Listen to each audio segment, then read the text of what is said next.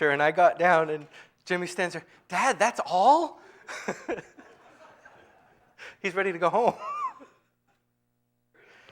No, that's not all.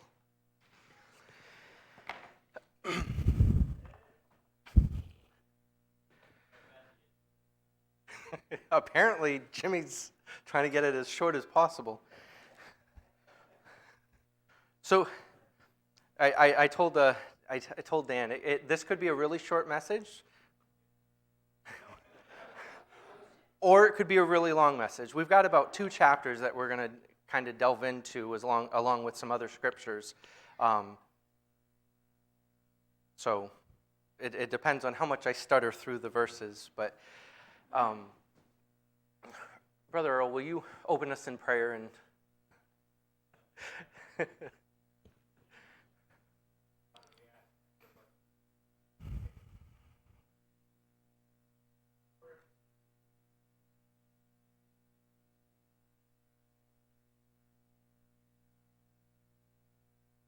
Amen. All right, so today we're going to be in Numbers chapters 22 and 23 and a little bit into 24. And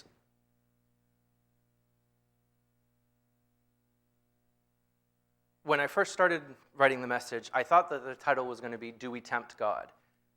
But I don't really think that that's what the meaning of this message is. It's more along the lines of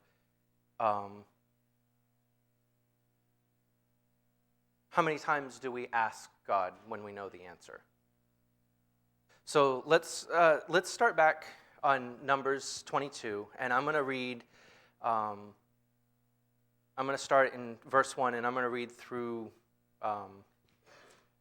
13. And the children of Israel sat forward and pitched in the plains of Moab on this side Jordan by Jericho. And Balik, the son of Zippor, saw all that Israel had done to the Amorites. And Moab was sore afraid of the people because they were many. And Moab was distressed because of the children of Israel.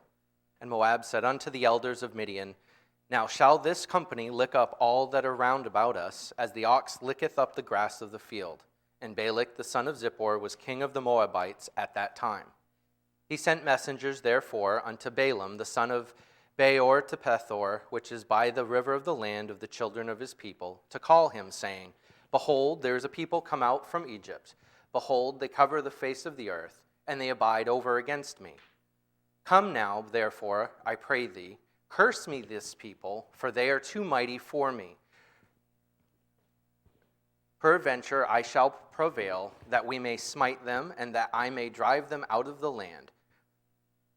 For I wot that he whom thou blessest is blessed, and he whom thou cursest is cursed. And the elders of Moab and the elders of Midian departed with the rewards of divination in their hand. And they came unto Balaam, and spake unto him the words of Balak. And he said unto them, Lodge here this night, and I will bring you word again, as the Lord shall speak unto me. And the princes of Moab abode with Balaam. And God came unto Balaam, and said, What men are these with thee? And Balaam said unto God, Balak, the son of Zippor, king of Moab, hath sent unto me, saying, Behold, there is a people come out of Egypt, which covereth the face of the earth. Come now, curse me them. Peradventure I shall be able to overcome them and drive them out. And God said unto Balaam, Thou shalt not go with them. Thou shalt not curse the people, for they are blessed. And Balaam rose up in the morning, and said unto the princes of Balak, Get you into your land, for the Lord refuseth to give me leave to go with you.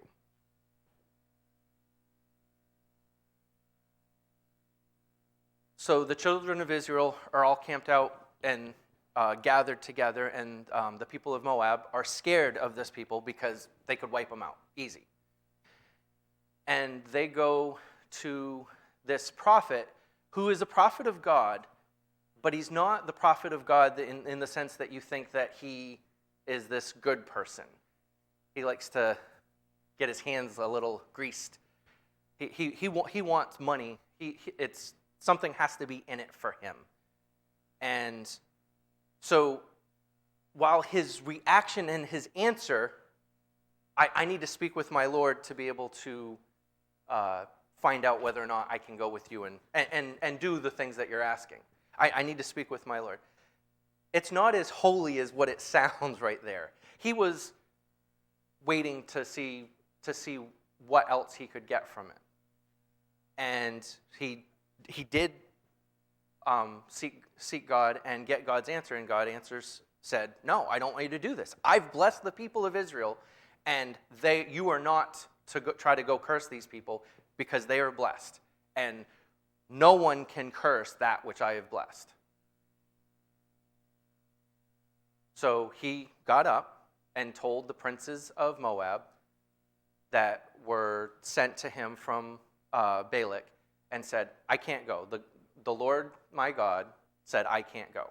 Go tell Balik that you need to forget about this. I'm not going to curse them because God said no. Well, what does Balik do?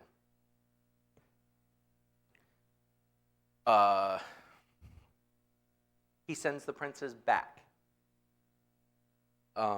Let's see. We'll keep reading from 13. So on 14. And the princes of Moab rose up, and they went into Balik, and they said unto Balaam, Balaam refuseth to come with us. And Balik sent yet again princes, more and more honorable than they. And they came to Balaam and said to them, Thus saith Balak the son of Zippor, Let nothing, I pray thee, hinder thee from coming unto me. For I will promote thee unto very great honor, and I will do whatsoever thou sayest unto me. Come therefore, I pray thee, curse me this people. And Balaam answered and said unto the servants of Balak, If Balak would give me his house full of silver and gold, I cannot go beyond the word of the Lord my God to do less or more. Now therefore, I pray you, tarry ye also here this night, that I may know what the Lord will say unto me one more. All right, so what did God say before? He said no. So why is he asking again? He already knows the answer, and it's not a question of it's not a question that you would think that needs to be repeated. This isn't something that, this isn't something coming from your heart. This is, well, God, I'd really like to have some of these riches that they're promising me. Can I go with them? God's like, no. The answer is no. So in 19, now therefore, 20, and God came unto Balaam at night and said unto him, If the men come to call thee, rise up and go with them. But yet the word which I shall say unto thee, thou shalt do, or that shall thou do. Sorry about that. And Balaam rose up in the morning and saddled his ass and went with the princes of Moab. What did he forget to do? He didn't even follow what God commanded. He was in such a hurry that God said maybe, that he skipped the part that he was supposed to wait for them to come to him again and say, please come. They were going to, but instead of waiting for that, he got his ass ready so that he could go. Now, I am sure all of you have heard the story of Balaam and the donkey. And the donkey speaks to him. We're going to cover it, but it's not, the answer isn't so much in the fact that of the miracle of the donkey. It's in the fact that it took 3 times for Balaam to recognize again that he couldn't go that way.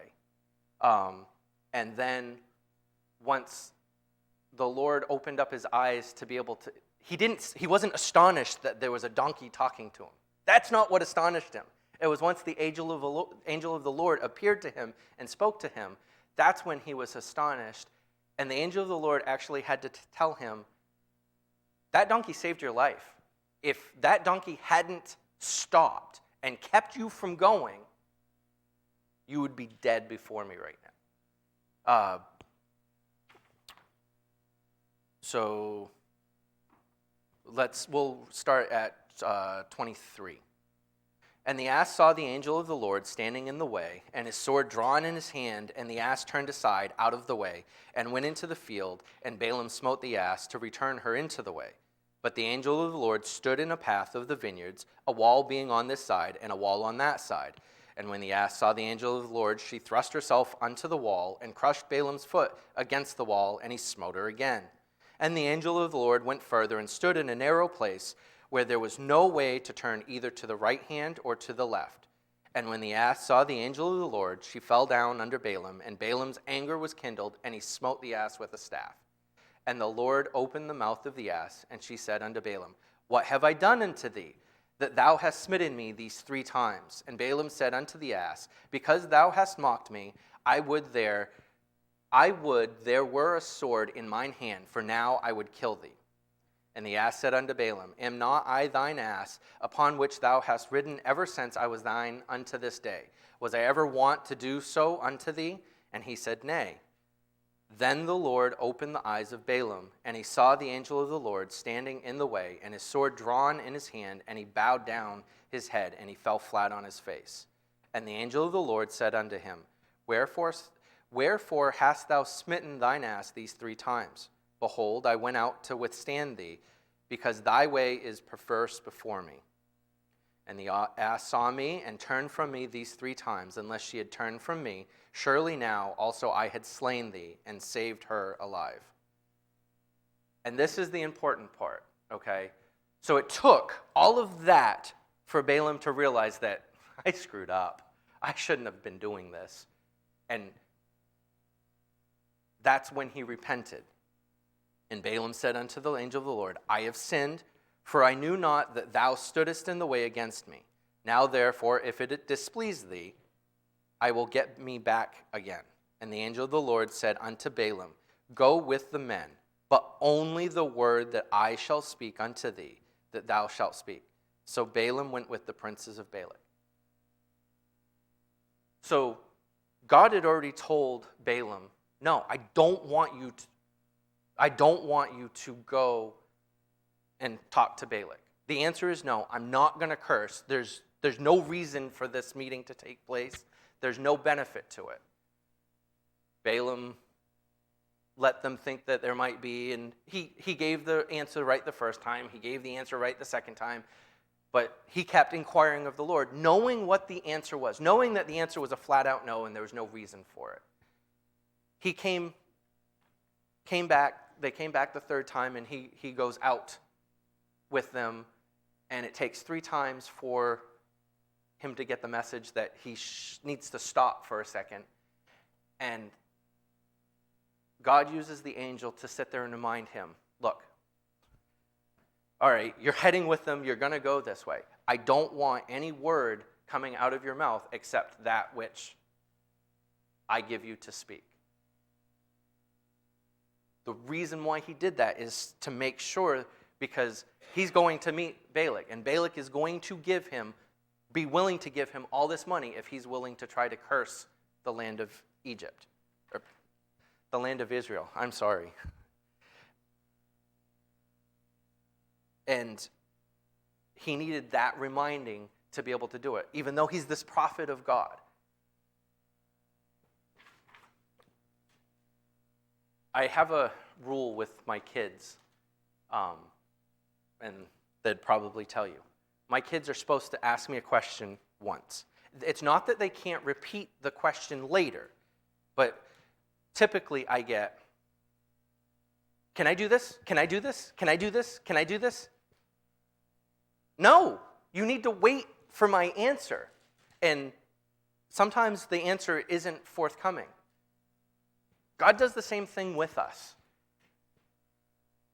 Yes, we're supposed to ask for things from God, but sometimes we need to wait for the answer from God. And then if we know what the answer is from God, we can continue to pray about it, but we shouldn't be, well, God, I really think that this is what we really need to do because, I'd really like a new car. I'd really like a dozen oxen. I'd really like, some land. I mean, and that's what Balik was doing. I'm getting ahead of myself.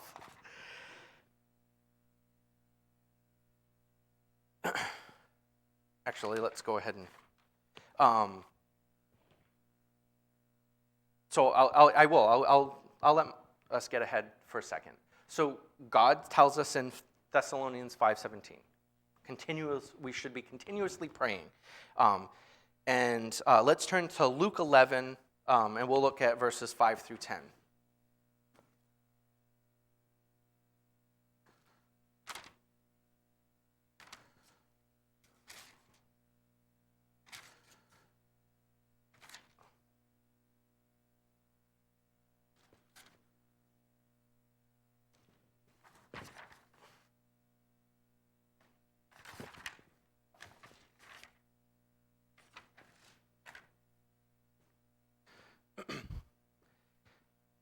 So Luke 11, verses 5 through 10. And he said unto them, which of you shall have a friend, and shall go unto him at midnight, and say unto him, Friend, lend me 3 loaves, for a friend of mine is in his journey to come to me, and I shall have nothing to set before him. And he from within shall answer and say, Trouble me not, the door is now shut, and my children are with me in bed. I cannot rise and give thee. I say unto you, though he will not rise and give him because he is a friend, yet because of his importunity he will rise and give him as many as he needeth. And I say unto you, ask and it shall be given you, seek and ye shall find, knock and it shall be opened unto you. For everyone that asketh receiveth, and he that seeketh findeth, and to him that knocketh it shall be opened. So we're told to continuously ask. And we're even told to use we're told to be relentless to continue to ask. I'm not going to be able to continue to use that word. It's Pastor Rob's word. But we should be asking it under the right heart. And Balaam wasn't under the right heart. He was asking under the guise of wanting riches, not because he was actually seeking God's wisdom in this regard. He was asking it because he wanted to be able to get rich under Balik's conditions for the cursing the people of Israel. We can look in, I think it's James 4. I want to make sure that I'm giving you these verses instead of just telling you what it says, that I want to make sure that I'm looking in it.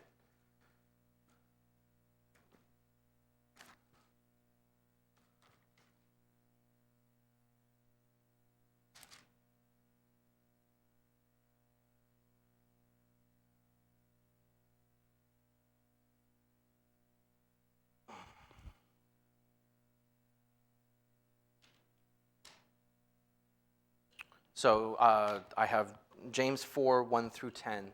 From whence come wars and fightings among ye? Come they not hence, even of your lusts that war in your members? Ye lust and have not. Ye kill and desire to have, and cannot obtain.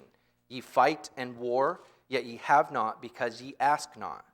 Ye ask and receive not, because ye ask amiss, that ye may consume it upon your lusts. Ye adulterers and adulteresses, know ye not that the friendship of the world is enmity with God? Whosoever therefore will be a friend of the world is the enemy of God. Do ye think that the Scripture saith in vain, the Spirit that dwelleth in us lusteth to envy? But he giveth more grace. Wherefore he saith, God resisteth the proud, but giveth grace unto the humble. Submit yourselves therefore to God. Resist the devil, and he will flee from you. Draw nigh to God, and he will draw nigh to you. Cleanse your hands, ye sinners, and purify your hearts, ye double-minded. Be afflicted and mourn, and weep. Let your laughter be turned to mourning, and your joy to heaviness. Humble yourselves in the sight of the Lord, and he shall lift you up. We are supposed to be following God's will when we're asking and praying to God for these things. And he will answer us. It's not always the answer that we want.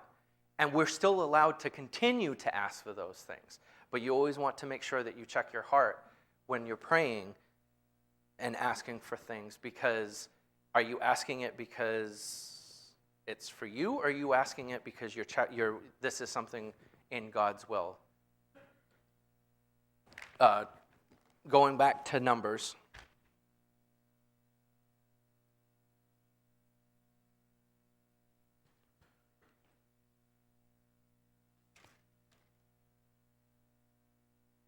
Let's see.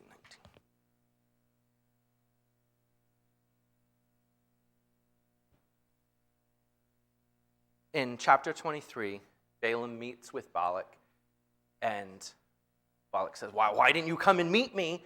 I would have given you lots of stuff. We could have gotten everything ready. And instead, Balaam's, build me here 7 altars and prepare me 7 oxen and 7 rams. So he goes ahead and does as the Lord is commanding, in the fact that he wants to meet with God to be able to give the answers to him. But you'll notice in this chapter, 3 times he's given the answer, and 3 times Balik refuses that answer and doesn't appreciate that answer. So I'm going to read from chapter 1, and we'll hear his answers. And Balaam said unto Balik, build me here 7 altars, and prepare me here 7 oxen and 7 rams. And Balik did as Balaam had spoken, and Balik and Balaam offered on every altar a bullock and a ram. And Balaam said unto Balik, stand by thy burnt offering, and I will go. Peradventure the Lord will come to meet me, and whatsoever he showeth me, I will tell thee. And he went to a high place. And God met Balaam, and he said unto him, I have prepared 7 altars, and I have offered upon every altar a bullock and a ram. And the Lord put a word in Balaam's mouth, and he said, return unto Balak, and thus thou shalt speak. And he returned unto him, and lo, he stood by his burnt sacrifice, he and all the princes of Moab. And he took up his parable, and said, Balak, the king of Moab, hath brought me from Aram, out of the mountains of the east, saying, come, curse me, Jacob, and come, defy Israel.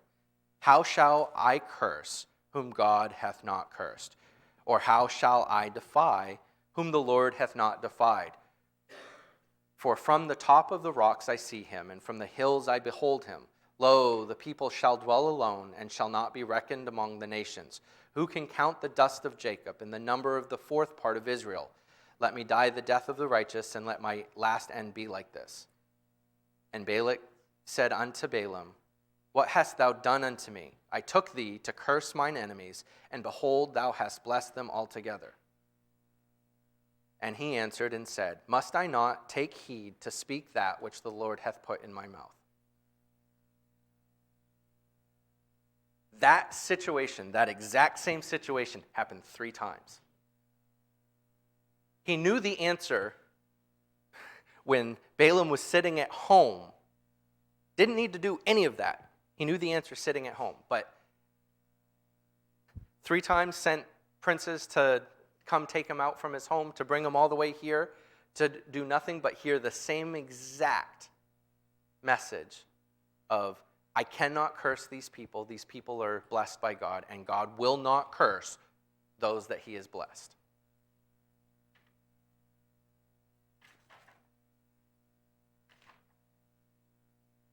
So what can we kind of take from this? Are we listening to God's commandments? Are we doing as we are commanded?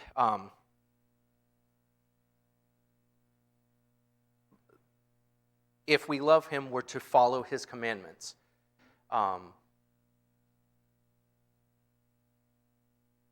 As I said earlier, I used my children. When my children ask me, can I do this, can I do this, can I do this? Does that mean that I love them any less? Nope. God doesn't love us any less because we're continuing to ask something, even when we know the answer is wrong. Or even when we know the answer and we shouldn't be continuing to ask it. One of my favorite verses is Proverbs 3, 11, and 12.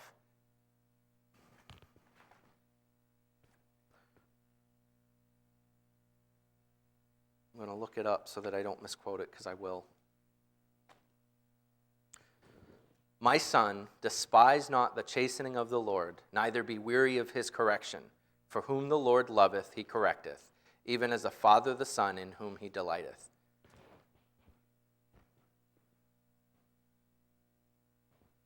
If God is willing to chastise us, it's proving his love for us.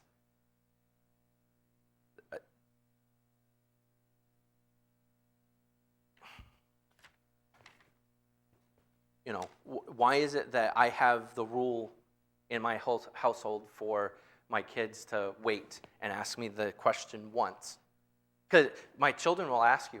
If they ask me more than once or don't give me time, I don't answer them. My answer to them is, how many times are you supposed to ask me this question? Once. And that's their answer. Whatever it was that they were asking for, the answer is automatically no. I use that. It's patience. God may be using it to teach us patience when he gives us an answer of no or not yet. God may have let Balaam go to Balik to give him those answers before. But the answer was no, and he should have been satisfied with that answer the first time. And he should have Balak may not have been interested in that answer, but Balaam should have been okay with that as an answer.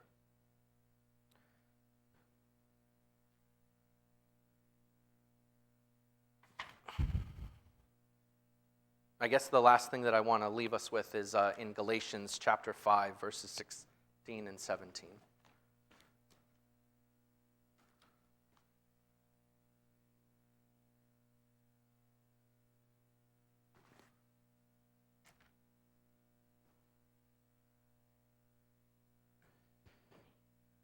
Galatians chapter 5, verses 16 and 17. This I say then, walk in the Spirit, and ye shall not fulfill the lust of the flesh.